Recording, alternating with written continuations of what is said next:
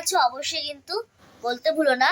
আর আজকে কিন্তু বুধবার, তো বুধবারের দিন কি করলাম, কি করছি সবকিছু নিয়ে ব্লগটা সাজিয়েছি। আজ যেহেতু আমাবস্যা রয়েছে, তো আমাবস্যার জন্য কোথায় গেলাম, কি করলাম, আর মায়ের হাতে কি মজাদার আজকে মেনু হলো, সবকিছু নিয়েই ব্লগটাকে সাজিয়েছি।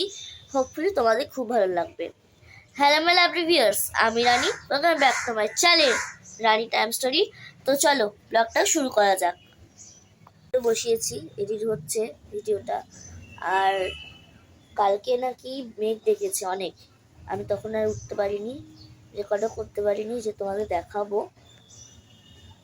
তো তোমরা আমাকে এমনভাবে সাপোর্ট করছো আমি ভাবতেই পারিনি। তো যাই হোক, তোমরা আমাকে সাপোর্ট করো আর আমিও তোমাদের সাপোর্ট করব। তো এইভাবে আমরা সামনের দিকে এগিয়ে যাব। তো চলো কি করি নেক্সট সেটা তোমাদের অবশ্যই দেখাচ্ছি। করিয়ে দিয়েছি আর গোপালকে খেতেও দিয়ে দিয়েছি। কি খেতে দিয়েছি আজকে গোপালকে তোমাদের জানার খুব ইচ্ছা থাকে। গোপালকে আমি আজকে দিয়ে দিয়েছি খেজুর।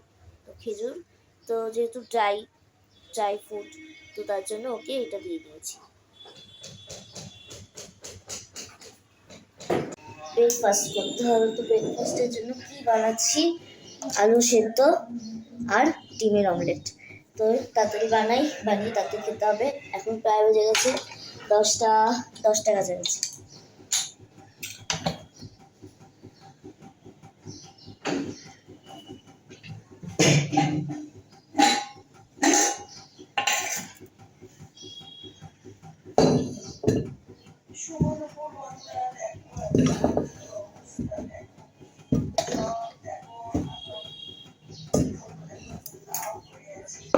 এবার প্রেসার কুকারের ঢাকনা আটকানো হচ্ছে বড় একটা কাজ।